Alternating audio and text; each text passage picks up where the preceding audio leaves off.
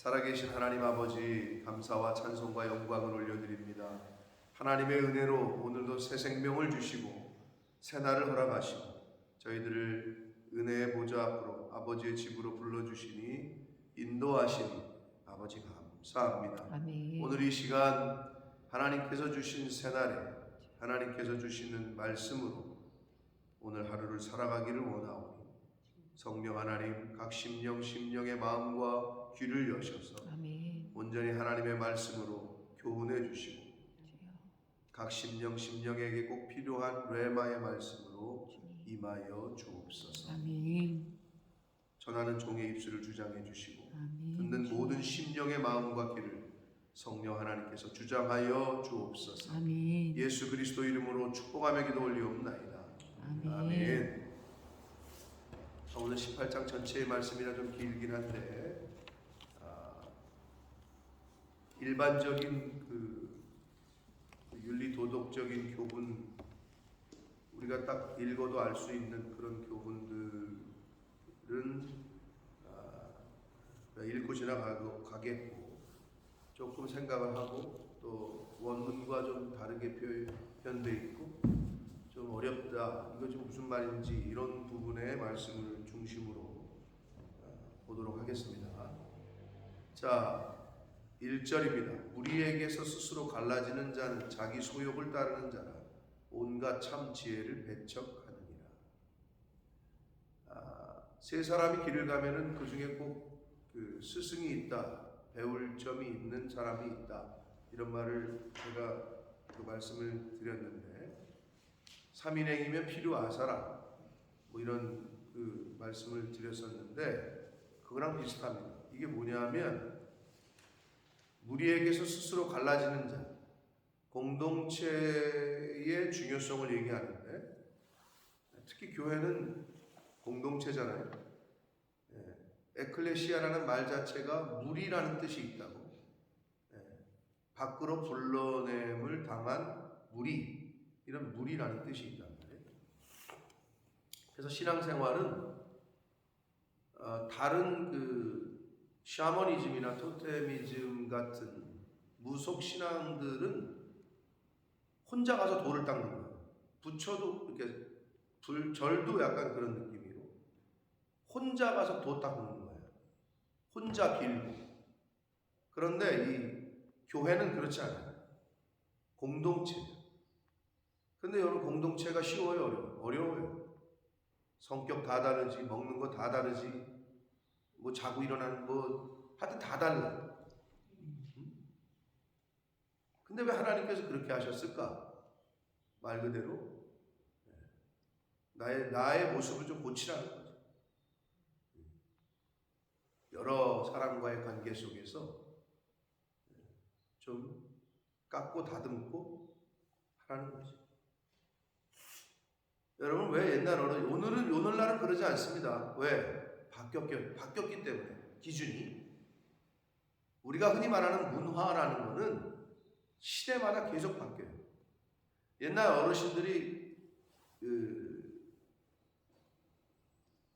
아마 여러분 시대도 그런 거를 고려 안 할 수도 있어요. 근데 저는 그렇게 들어오셨을 텐데, 이게 묻잖아요.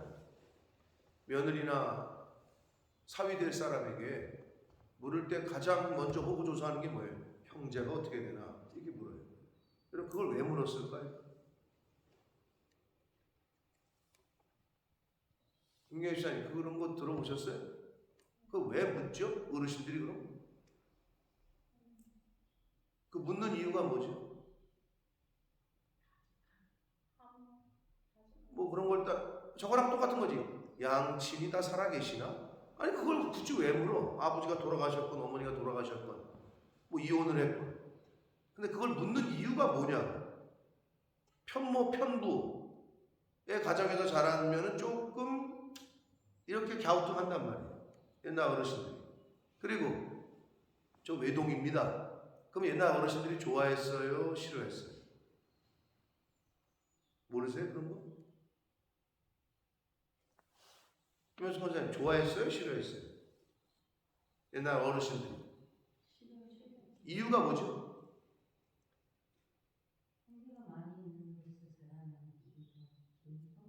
그렇죠. 그런 것 때문에 그런 거예요. 대인관계. 혼자야? 그럼 자기만 알 것 같은데 이런 생각을 한단 말이에요. 이해되시죠?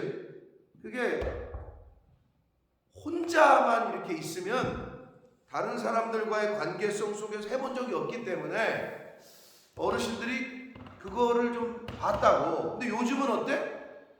뭘 어때? 요즘은 많어? 뭐 누나 언니가 몇이고 뭐 어떻게 된다고? 올케가 뭐 어떻게 되는 거지? 시언니인가? 시누이가 많어? 그럼 싫어하잖아. 형제가 많어? 그러면 아우 야 혼자야? 야, 너무 좋다. 외아들, 외동딸 너무 좋다. 야. 바뀌었어 문화가. 옛날에는 그게 약간 네거티브였다면 지금은 그걸 더 좋아해. 그렇게 바뀐다고 기준이. 성경은 안 그래요. 동일해. 근데 여기서 무리에게 스스로 갈라지는 자, 공동체 생활을 좀 힘들어하거나 싫어하는 사람들이 있단 말이죠. 이거는 자기 소욕을 따르는 자라고 했잖아요. 이게 무슨 말이냐? 개인적 이익을 공적 이익보다 중요시하는 사람들. 내 개인을 공동체보다 더 중요시하는 사람들을 말하는 거예요. 그럴 수 있죠. 근데 반대로 여러분 형제 중에서도 그런 분들이 있대요. 자기 처자식은 돌보지도 않고 큰 집, 작은 집, 자기 형제들 집안 다 출가했는데 자기 처자식, 우리 집은 뒷전이야.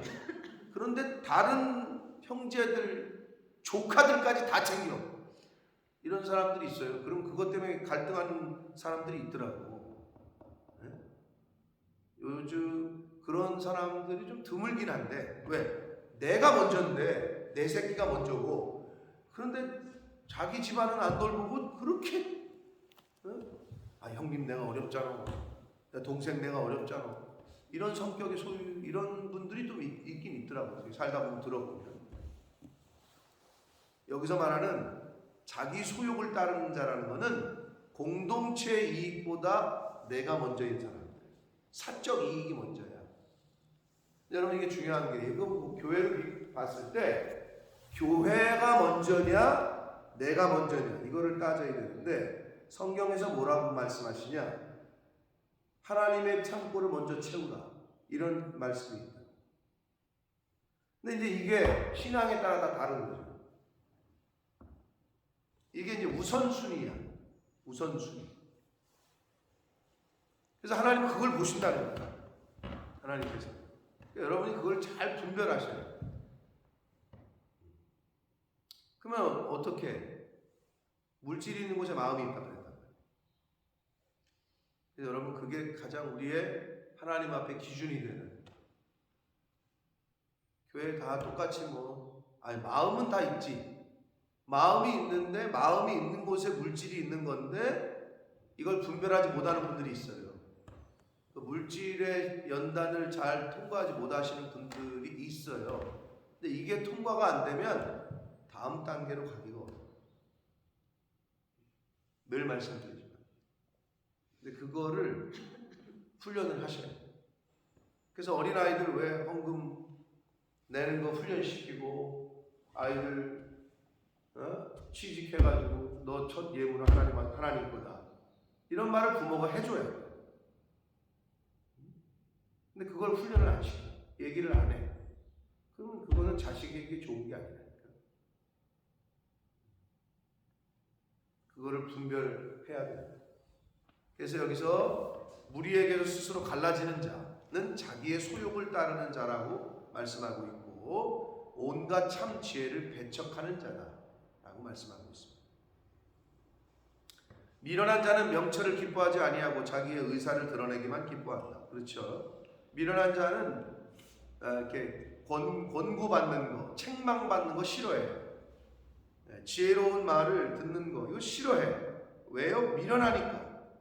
그러고 뭐냐? 자, 미련한 자는 듣는 것보다 말하기를 좋아한다. 그게 성경은 미련하다 그래요.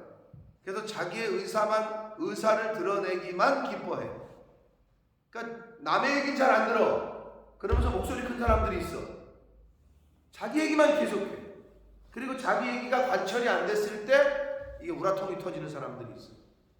성경은 그런 사람들을 미련하다 하고 얘기해요. 그래서 우리는 어떻게 해야 돼요? 듣는 건 속히 하고 말하는 건 더디 해야 돼요. 근데 우리는 일반적으로는 다 거꾸로죠. 말이 먼저야. 남의 얘기 듣는 거는 뒷전이야. 이제 이게 세상살이에서도 그런 얘기를 많이 하시는데 성경에서도 그거를 말씀합니다. 듣는 거를 잘해야 돼. 말은 차라리 늦어도 좋아. 이제 그 말씀이 밑에 또 나옵니다. 3절 악한 자가 이를 때에는 멸시도 따라오고 부끄러운 것이 이를 때에는 능력도 따라 함께 오고. 악한 사람이 오면 악한 사람이 오니까 악한 일이 따라오겠죠. 그죠?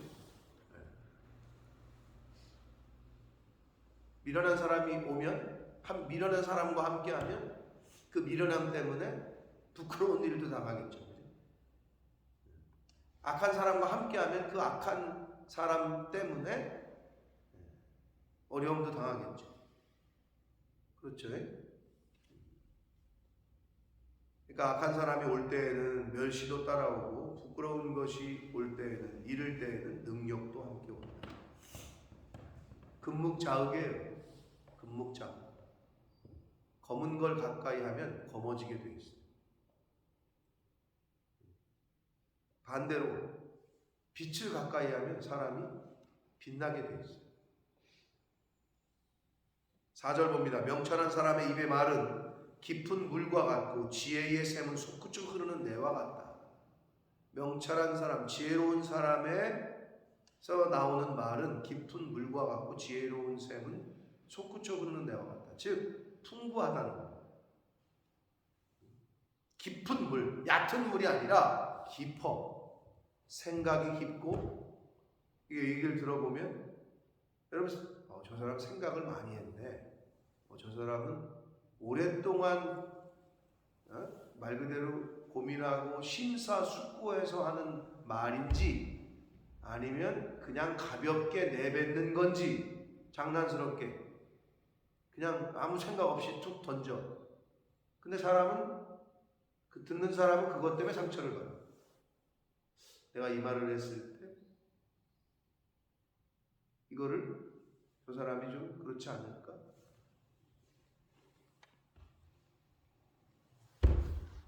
가끔 목사님들도 그걸 좀 고민할 때가 있어요. 그게 무슨 말이냐? 요즘 많잖아요. 이런저런 이유로 예를 들어서 이혼을 했다. 근데 여기 성경에 이혼에 대한 얘기를 막 해줘야 돼. 성경에 있는 그대로. 그러면 이제 이거를 목사들은 어떻게 생각하냐면 설교를 준비할 때 가끔 이제 좀 떠오르는 사람들이 있는데 그러면 그렇다고 해서 그 사람 즉 그 한 사람의 경우 때문에 성경의 이야기가 선포되지 말아야 됩니다. 그렇진 않잖아요. 그러나 좀 고려가 되는 경우도 있기는 있다. 말 그대로 어떤 분이 가정에 술 주정뱅이가 있는데 또는 그 술 먹는 걸 아는데 여기서 술 취하지 말라는 걸 얘기를 한다. 그래도 얘기를 해야지. 근데 이제 그 사람 들을 때 뭐라 했냐? 목사님 내가 어젯밤에 술 먹은 걸 누가 또 얘기했나? 목사님한테 누가 또 꼰질렀나? 별의별 생각을 혼자 다 하고 있는 거지 앉아서. 뭘 누가 얘기를 해? 그리고 목사가 설교를 준비할 때 그 사람 들으라고 설교를 해? 그런 착각이 어디 있어? 그런데 이제 좀 염려가 고려가 되는 경우도 없지 않아 있으나 그냥 선포를 하는 거죠. 하나님의 말씀이니까. 자, 그런데 그걸 떠나서 개인적으로 옆에 사람 얘기를 할 때 좀 생각 없이 말하는 다라고 느껴질 때가 있잖아요. 저분은 왜 저렇게 말을 저렇게 가볍게 하지? 또는 아니 저 사람한테 저 얘기를 어떻게 하지? 저게 지금 힘들고 위크 포인트인데 자꾸 그 위크 포인트를 건드리는 그런 경우. 그러니까 이게 지금 생각을 좀 깊게 해서 얘기해요. 근데 여기 지혜로운 사람은 깊은 물이라는 거는 사고를 좀 그게 지혜로운 사람이죠. 말수도 적은데 한마디 꺼내면 그분이 그때 한 말 그 말이 맞는 것 같다. 또는 생각을 좀 많이 한 것 같다. 이런 좀 차이가 있다는 거예요. 그게 바로 지혜로운 사람입니다. 그리고 그 지혜로운 사람의 지혜는 풍부하다는 거예요. 금방 기갈이 되고 이렇게 고갈되지 않는다는 거. 솟구쳐 흐르는 내와 같다라고 말씀합니다. 5절 악인을 두둔하는 것과 재판할 때 의인을 억울하게 하는 것이 선하지 않다. 당연한 거죠, 그죠? 악한데 그걸 악한 사람을 두둔해. 거짓말하는 사람을 잘했다 그래? 근데 세상이 그렇죠. 세상이 그래, 세상이. 재판할 때 의인을 억울하게 하는 것이 선하지 않다. 우리가 생각할 때 당연한 거죠. 의인을, 정직한 사람을 나쁘다고 말하는 사람, 그게 나쁜 건데. 근데 거꾸로 되고 있다, 세상에. 정직한 사람은 바보 같다 그러고, 너 미쳤냐? 그걸 왜 그렇게 얘기하냐 그러고, 거짓말하는 사람은 잘했다 그러고, 그런 세상이다. 그러다 보니, 그런 세상에 살다 보니, 우리가 헷갈려. 이걸 말하지 말아야 되나? 진실을 말하지 말아야 되나? 그냥 덮고 넘어가야 되나? 뭐 이렇게 헷갈리는 거죠. 그러나 아니지. 악한 건 악하다고 하고 선한 건 선하다고 해야 된다는 거죠. 자, 6절 봅니다. 미련한 자의 입술은 다툼을 일으키고 그의 입은 매를 자청한다. 이건 뭐 여러분 생활 속에서도 많이 아주 매를 번다 벌어 이런 표현을 하잖아요. 그게 뭐 때문이야? 아주 그 입쯤 다물어 아주 매를 버네 뭐 이런 말 하잖아요. 그게 성경적인 말. 성경이 딱 써 있는 말이잖아요. 여기. 미련한 자의 입술은 다툼을 일으켜요. 그리고 그의 입은 매를 자청해요. 매를 번다 그러죠. 자, 여러분, 그래서 피스메이커가 될 거냐, 트러블 메이커가 될 거냐, 여러분 스스로 결정해야 돼요. 내가 가는 곳마다 자꾸 분란이 일어나. 내가 있는 곳마다 어떤 누가 왔는데 그 사람이 끼면은 그 모임에 자꾸 다툼이 일어나. 자꾸 갈라져. 상처받는 사람이 생겨. 근데 그게 나야. 근데 중요한 건 여러분도 지금 느끼겠지만 꼭 그런데요. 그 사람은 자기인 줄 몰라요. 뭐 이렇게 지금 생각하는 분들이 있어요. 꼭 그래. 자기인 줄 몰라. 왜? 지혜가 없으니까. 그러잖아. 그 모임에서 그 사람 화장실에 쟤는 왜 이렇게 눈치가 없는 거야? 또 그런 말 하잖아. 눈치도 없어. 근데 어떤 모임에 꼭 와줬으면 좋겠어. 당신이 꼭 필요해. 싸움이 있는 곳에 평화, 분란이 있는 곳에, 분열이 있는 곳에 일치를. 그게 성령. 그러니까 저와 여러분이 그런 역할을 해야 된다는 거지, 공동체에서.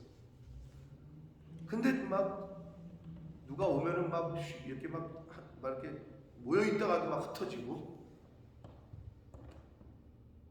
그런 사람이 돼서는 안 돼. 그래서 미련한 자의 입술은 다툼을 일으키고, 반대로 얘기하면 어떻게 돼요? 지혜로운 자의 입술은 다툼이 아니라 화합하게 만들고, 이런 얘기가 되겠죠. 반대 의미로 얘기하면. 그리고 그의 입은 매를 자청한다 이러잖아요. 미련한 자의 입은 반대로, 지혜로운 자의 입은 뭐예요? 야, 너는 어떻게 말을 그렇게 이쁘게 하니? 야, 너는 어떻게 이렇게 말을 갖다 아주 그냥 사람을 기분 좋게 하니? 뭐 이렇게 매가 아니라 뭐 용돈을 벌겠죠. 상을 받겠죠. 칭찬을 받겠죠. 그런 거예요. 어떤 입술이 돼야 되느냐.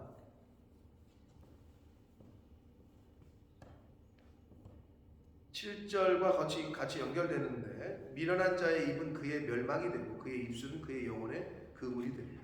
자, 미련한 자는 그 말 때문에 멸망에 이르고, 그물, 이거는 올가미, 뭐 덫 이런 의미입니다.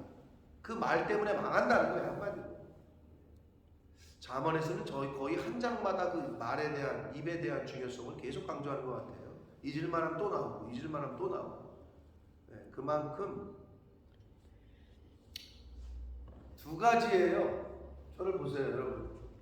네. 사람 몸에 있는 게 나오는 거는 두 가지야.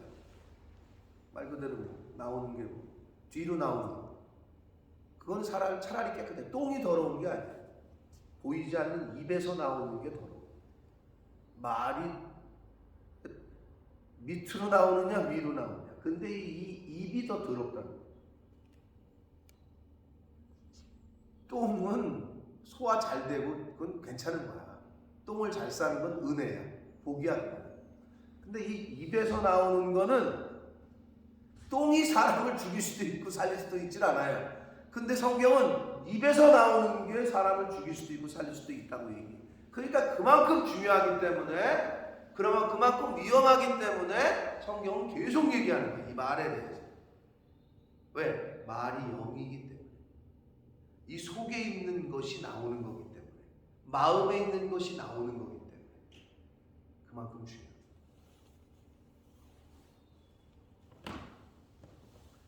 8절 봅니다. 남의 말하기를 계속 얘기하시네. 말에 대해서. 남의 말하기를 좋아하는 자의 말은, 그런 사람들 있죠. 별식과 같아. 아주 맛있는 별미야. 그게 참 왜 그런지 모르겠어. 남의 메똥 그랬다며 왜 그렇게 메똥에 관심이 있는지, 출근만 하면 모여가지고 말이야, 메똥야 메똥에 뭐 이사 온 집이 어쩌다며 왜 그렇게 그런 게 재밌는지 말이야. 별식과 별미와 같아요. 그러면서 뭐라고 성경이 말하느냐? 뱃속 깊은 데로 들어간대요. 아주 깊이 영향을 끼친다는 거예요. 조심해야 되는 거지 정말. 남의 가정사를, 아니 그 사람이 애인이 있건 없건, 그 사람이 무슨 차를 타건, 아니 뭐 하건 무슨 상관이야. 근데 왜 그렇게 그게 눈에 들어오는지 성경이 참 진리야. 남의 말하기를 좋아하는 자의 말은 별식과 같아서 뱃속 깊은 데로 내려간다. 아주 영향을 깊이 끼친다는 거예요. 그러니까 여러분, 우리가 남의 말하는 거 듣는 세상의 말에는 귀를 닫고 하나님의 말씀에 귀를 여시기를 축복합니다. 이게 거꾸로 되면 안 돼. 거꾸로 되면. 그래서 말씀을 듣는 자리에 속히 가야 되고, 남의 말을 하고 헐뜯고 막 그 세상 뭐 이야기하고 하는 데는 더디게 가시는 게 좀, 또는 안 가시는 게 좀. 9절, 자기의 일을 게을리하는 자는 패가하는 자의 형제다. 이거 뭐 맞는 말. 게으른 사람은 망한다 이 말이에요. 한마디로 멸망하는 사람과 이웃 사촌이다. 게으른 사람은 이 땅에서의 모든 그 상식적인 선에서의 말씀이고. 10절, 여호와의 이름은 견고한 망대라. 의인은 그리로 달려가서 안전함을 얻는다. 자, 의인은 하나님께로 달려가서 안전함을 얻는데, 왜? 여호와의 이름이 견고한 망대다. 그래서 다윗도 여러 번 시편에서도 고백을 했죠. 주는 나의 피난처십니다. 주는 나의 반석이십니다. 이런 표현들을 계속했잖아요. 그러니까 하나님이 피난처예요. 아멘. 그런데 11절 보시면 부자는 이렇게 나와요. 부자의 재물은 그의 견고한 성이야. 그가 높은 성벽같이 여겨 뭐를? 돈을, 재물을.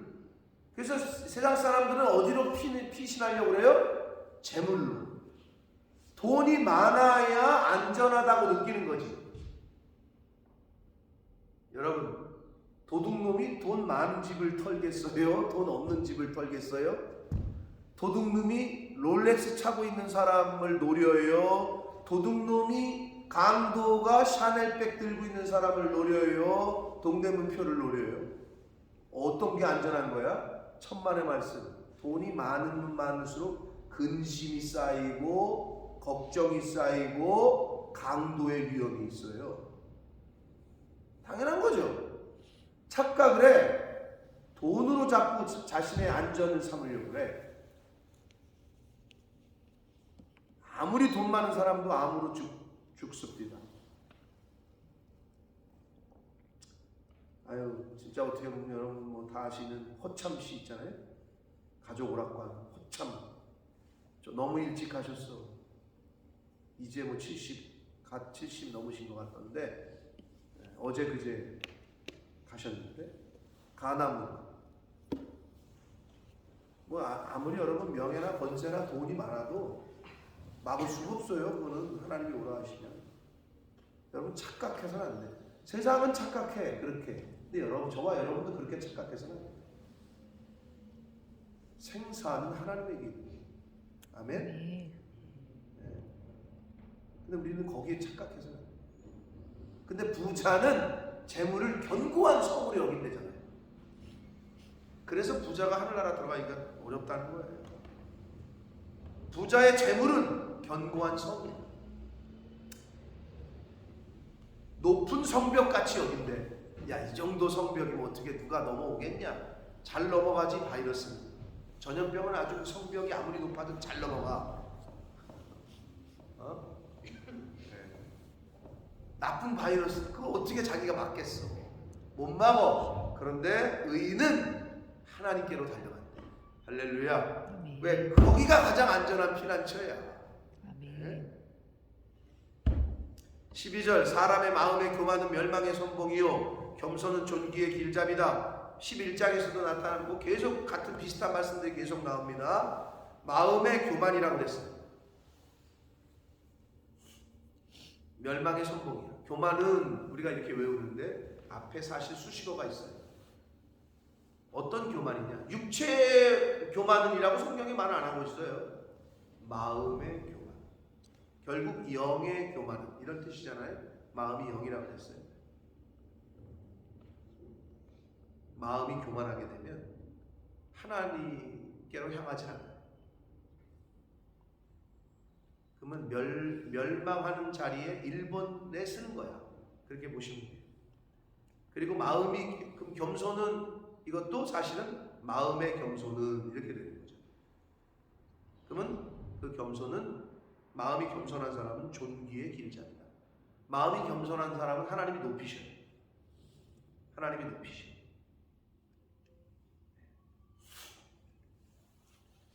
자, 그게 중요합니다. 교만과 겸손은 이 마음 내면에 보이지 않는 내면의 마음의 교만과 겸손을 말씀하십니다. 13절 사연을 듣기 전에 대답하는 자는 미련하여 욕을 당한다. 그렇죠? 네. 말도 다 듣기 전에 먼저 얘기를 해. 그거 그랬어? 근데 나중에 보니까 그게 아니었어. 말을 다 들어서 얘기를 해야 되는데. 네? 말이 끝나기도 전에 그냥 그렇게 지레 짐작해가지고 막 쏟아부어. 근데 아니 그게 아니라 제 얘기 좀 들어보시라고요. 이런 경우 있잖아요. 근데 미련한 사람은 그런다는 거예요. 말을 다 듣기도 전에 얘기해버린다. 근데 이 비슷한 말씀이 밑에 또 나와. 두 사람 얘기를 다 들어야 되는데 한쪽 사람 얘기만 듣고 그랬어? 이렇게 생각하는 사람. 근데 이 사람 얘기도 들어봐야 되는데 이게 잘 안 된다는 거예요. 근데 그걸 성경이 얘기합니다. 그러니까 타인의 말을 경청하는 것이 중요하다는 것을 계속 언급을 하십니다. 14절 사람의 심령은 그의 병을 능히 이기려니와 심령이 상하면 그것을 누가 일으키겠느냐? 누가 견디겠느냐? 일으키겠느냐는 다른 말로 견디겠느냐 이런 말이거든요. 그게 무슨 말입니까? 심령, 마음이죠. 마음이 상하면 육체도 상해요. 내 영이 잘된 같이 범사가 잘 된다는 말씀이 떠오르게 하는 말씀인데 모든 마음의 모든 병은 마음 먹기 달렸다고 이러잖아요. 그 말씀이 성경에서 나온 말이야. 마음이 강한 사람은 튼튼한 사람은 병도 이겨낼 수 있다는 거지. 그러나 마음이 상하면 어떤 병도 생겨.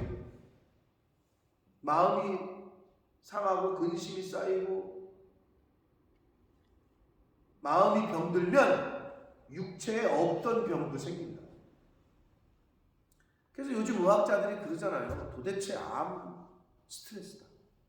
도대체 스트레스가 원인이다. 사람이 스트레스를 받으면 하나님이 그렇게 만드신 거지. 마음에 평안이 없잖아요.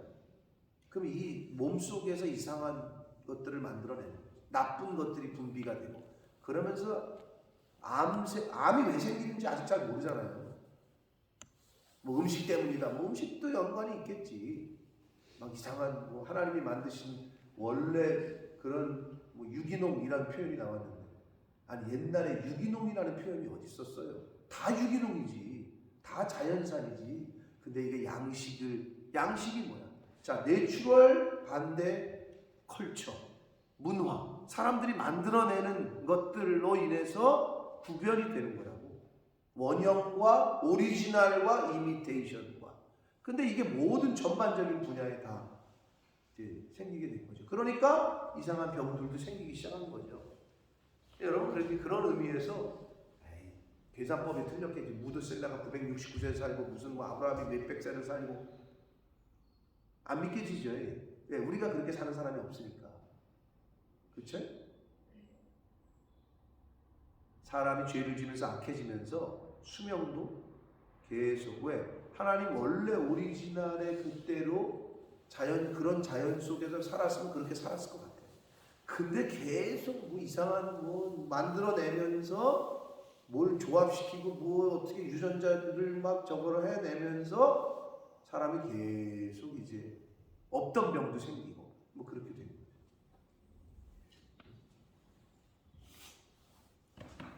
마음이 병들면 육체도 병이에요. 그러니까 마음을 연단시키시는 하나님의 말씀, 마음을 강하게 그리고 평안을 주시는 하나님의 말씀을 우리가 왜 소원해야 되고 간구해야 되고 열심히 듣고 읽어야 되는지를 다시 한번 상기시켜주는 말씀입니다. 15절 명철한 자의 마음은 지식을 얻고 지혜로운 자의 귀는 지식을 구한다. 지혜로운 자의 마음은 지식, 즉 하나님께 관심이 있어요. 그러니까 지혜로운 사람은 영적인 일에 관심이 있어요. 근데 미련한 사람은 세상 거에 관심이 많아요.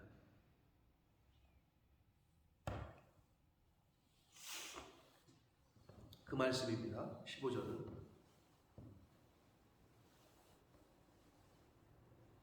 자 16절 봅니다. 사람의 선물은 그의 길을 넓게 하며 또 존귀한 자 앞으로 그를 인도한다. 사람의 선물, 여기서 선물은 이거는 그 긍정적 의미에서 순수한 마음의 선물을 말해요. 그러니까 뇌물이 아니라 순수한 마음에서 보답하는. 그게 여러분 그 은혜를 감사함으로 은혜를 갚는 것은 하나님께서 주신 마음입니다. 제가 누누이 말씀드리지만 아무리 집에서 기르는 강아지에게 맨날 밥을 주고 좋은 고양이에게 좋은 생선을 주고 밥을 줘도 우리 주인님 고맙네 해가지고 뭐 나가서 돈 벌어오지 않아요. 벌어다 주지 않아요. 그런데 은혜를 베풀잖아요. 사람에게는. 그럼 사람은 그거를 갚으려고 하는 마음이 있어요. 그게 이제 동물에게는 없는 하나님이 인간에게 주신 특별한 마음이에요. 근데 이제 그렇게 안 할 때 사람들이 그렇게 말하는 거예요. 저런 은혜를 저런 짐승보다도 못한 놈. 이렇게 얘기하는 거예요. 자, 그래서 여기서 말하는 선물은 순수한 마음으로 이렇게 사람을 이렇게 챙기는 사람들이 있어요. 잘 챙기는 분들, 이것도 고맙고, 저 사람 좀 아픈가 보네, 이거 챙겨주고, 이렇게 좀 긍휼을 베푸는 사람들, 그리고 선물을 해주는 사람들. 그러면 그거는 그 사람의 길을 넓게 한다는 거예요. 그리고 존귀한 자 앞으로 그를 인도한대. 여러분, 베푸는 거 잘하는 사람은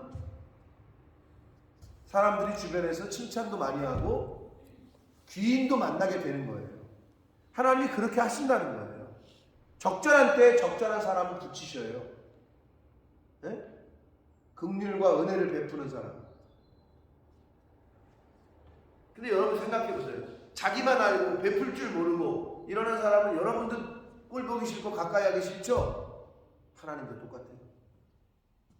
하나님도 똑같아요. 17절 송사에서는 먼저 온 사람의 말이 바른 것 같으나 그의 상대자가 와서 밝힌다. 이거 원고 피고 얘기하는 거거든요. 양쪽 말 다 들어봐야 된다는 거야. 근데 우리가 이거 일반 생활, 일상 생활에서도 비슷해요. 한 사람만 얘기만 듣고 그래? 그놈 아주 나쁜 놈이네. 근데 이 사람 얘기 들었더니 이건 웬걸 여기가 더 나쁜 놈이네. 뭐 이런 거 있잖아요. 양쪽 얘기를 다 들어봐야 된다는 거야. 성급하지 말라는 거죠. 성급하게 판단하지 말라는 거죠. 근데 우리가 그럴 때가 있잖아요. 어리석어서. 두 사람 다 얘기를 다 들어봐야 된다는 거죠.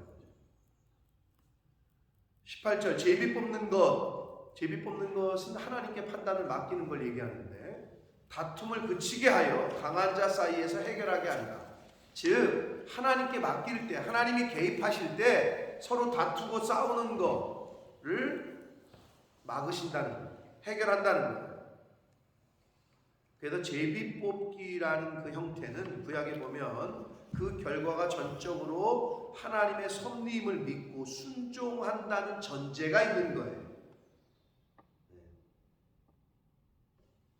이스라엘 사람들, 백성들은 제비 뽑기를 통해서 가나안 땅을 분배했고 사사기 1장 3절에 보면 다윗 왕 때에는 성소에서 봉사해야 될 적임자를 정하는 데에도 그 인원수의 균등 똑같이 하기 위해서 제비를 뽑았다라고 역대상 24장에 보면은 기록이 되어 있어요.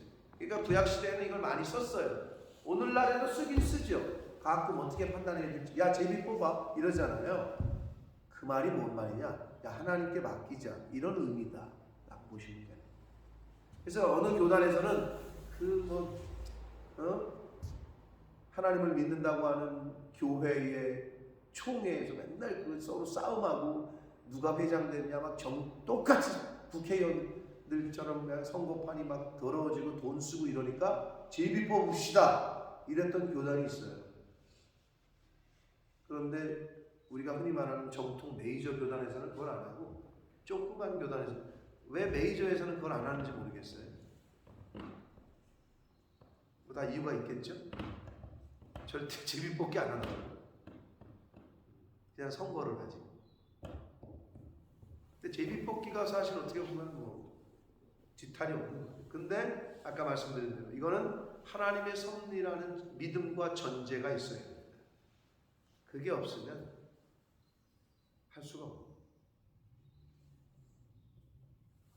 그래서 여기서 제비 뽑는다는 것은 다툼을 그치게 하고 강한 자 사이에 해결한다. 이건 하나님께 맡기자라는 그 믿음이 있어야 된다는 거예요. 19절 노엽게 한 형제와 화목하기가 견고한 성을 취하기보다 어렵다. 이 말에 동의하십니까?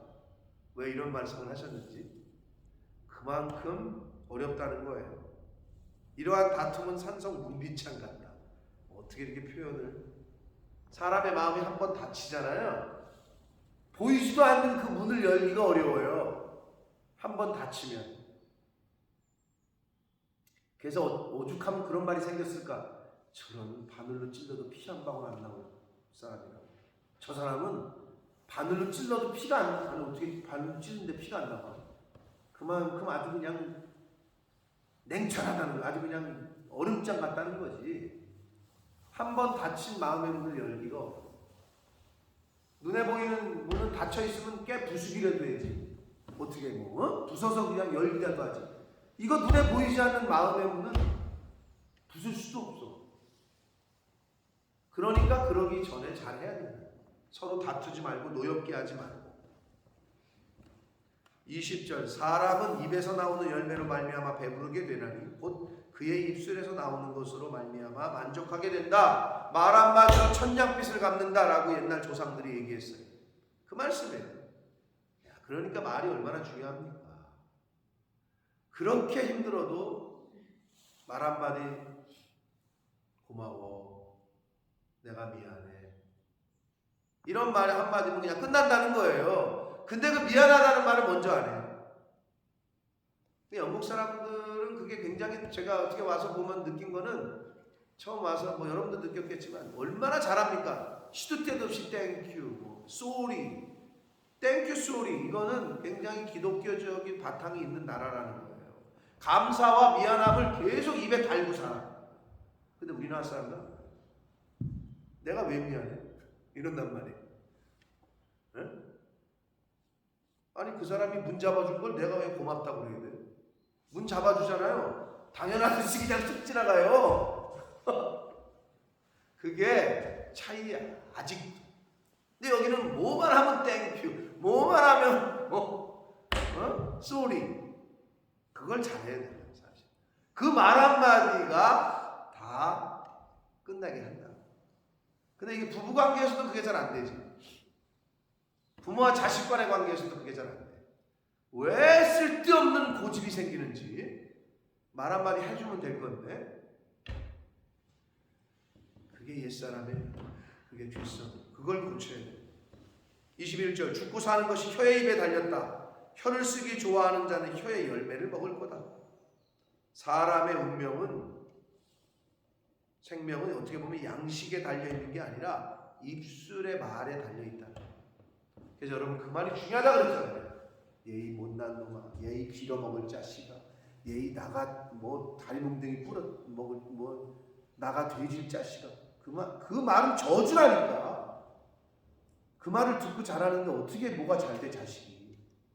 너는 존귀한 자다. 너는 소중한 사람이다. 너는 잘 될 거다. 이렇게 축복을 해줘도 현찬을 바래. 입으로 저주를 퍼붓는데 뭐가 잘 돼? 아유 그 사람 안 될 거야. 아유 너는 당신이 뭘 이번에도 또 마찬가지지. 아유 이렇게 저주를 하니 뭐가 잘 돼? 근데 그런 말은 입 밖에도 내지 말아야 되는데 왜 그런 말은 오토매티클리 잘 나오는지. 너는 할 수 있어. 당신 할 수 있다. 이렇게 해줘도 안 될 판인데 계속 엉뚱한 소리를 해. 그냥 되냐고. 혀의 힘에 달렸다 라고 말씀합니다. 22절 아내를 얻는 자는 복으로 여호와께 은총을 받는 자라. 여기서 말하는 아내는 지혜로운 아내, 선하고 지혜로운 아내. 잠언 14장 1절에 우리 지나쳤는데 지혜로운 아내는 어떻게 한대요? 집을 세운대요. 지혜로운 아내는 집을 세운다고 잠언 14장 1절에 표현했는데 여기서 말하는 아내는 지혜로운 아내를 말합니다. 하나님을 잘 섬기는, 다른 표현으로 하면 현숙한 아내, 이런 지혜로운 아내를 말합니다. 자, 그리고 23절 가난한 자는 간절한 말로 구하여도 부자는 엄한 말로 대답한다. 이게 무슨 의미인지 확 와닿으세요? 이게 왜곡된 인간, 이 땅에서의, 이 세상에서의 모습이에요. 인간관계. 가난한 사람은 아무리 간절하게 얘기해도 콧방귀도 안 들어. 그런데 돈 많은 사람이 얘기하면 그게 왜 그렇게 말도 안 되는 얘기인데 또 힘이 실리는지 모르겠어. 그런 거 느껴요, 여러분? 세상이 그래요. 가난한 사람의 말은 아무리 간절하게 논리적으로 얘기해도 잘 안 들어줘. 근데 어서 이상한 말도 안 되는 얘기를 하는 사람도 돈 많은 사람이 얘기하면 또 그게 통하는, 그게 세상이야. 그래서 우리가 쓰는 성경이 정경, 천주교에서는 외경까지 좀 더 넓게 성경으로 보는데, 외경, 집회서라는 외경에 이런 말이 있어요. 집회서라는 집회할 때 그 집회서라고 불리는 외경에 그 13장 3절에 이런 표현이 있어요.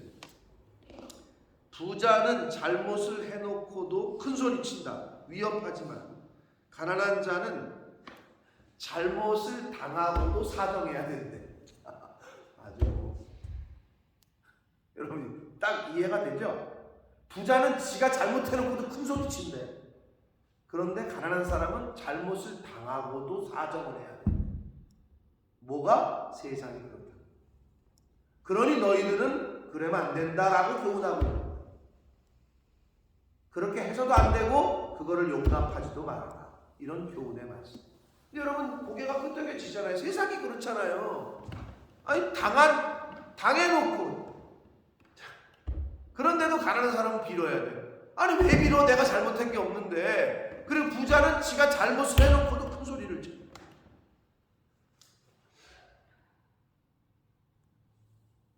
뭐 정당의 장모 국회의원의 아들이 벤츠를 끌고 가다가 사고를 냈어. 경찰이 와가지고 보니까 행선우선하니까 음주 측정을 하려고 하는데 그 어린 놈의 새끼가 아버지 같은 삼촌 같은 경찰들한테 쌍욕을 하면서 이 새끼들 말이야 이러면서 무면허야? 음주야? 근데 왜 그렇게 큰 소리를 쳤어? 아버지가 국회의원이거든.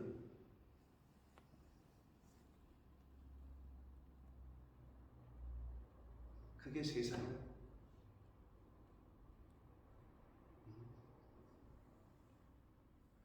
그래서 무슨 말이 생겨요? 유전무죄, 무전유죄. 아직 경험을 그런 경험을 안 하시는 게 좋은데, 제가 좀 경험을 해보니까, 여기, 이 땅에서는 돈만 있으면 유죄도 무죄로 바뀌어요. 돈이 없잖아요. 없는 죄도 만들어서 유죄가 돼요.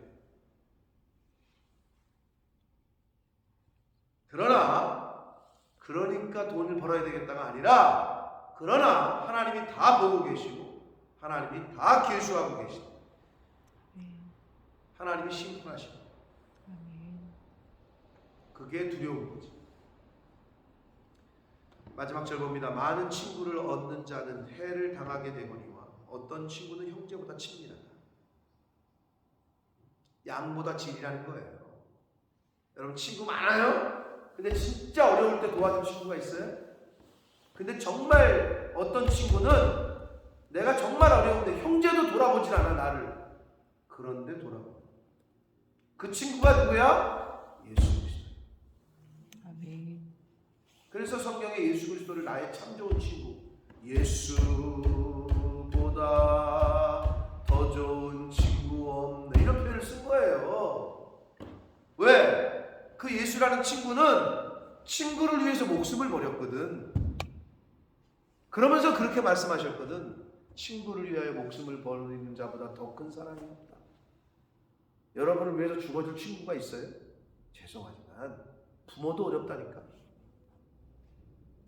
여러분 같이 사는 남편과 아내가 나 대신 죽어줄 것 같아요? 왠지 모르게 김현수 권사님은 그러실 수도 있을 것 같아요. 우리 장로님을 대신해서. 아주 그냥 우리 권사님은 왠지 우리 장로님을 대신해서 거기까지 여러분 쉽지 않아요. 누군가를 대신해서 죽어준다는 것은 쉽지 않다. 근데 예수님이 그러셨어요.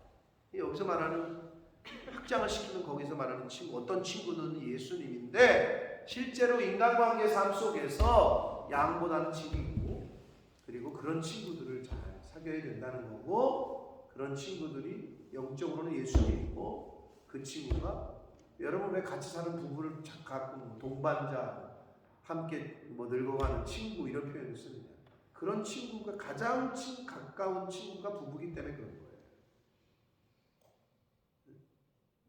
그런 관계를 맺어가야 돼요. 그러려면 나도 누군가에게 그런 친구가 목숨까지는 아니더라도 어려움이라도 돌봐주고 같이 도와줄 수 있는 그런 친구가 되어줄 때 나에게도 누군가가 그렇게 합니다.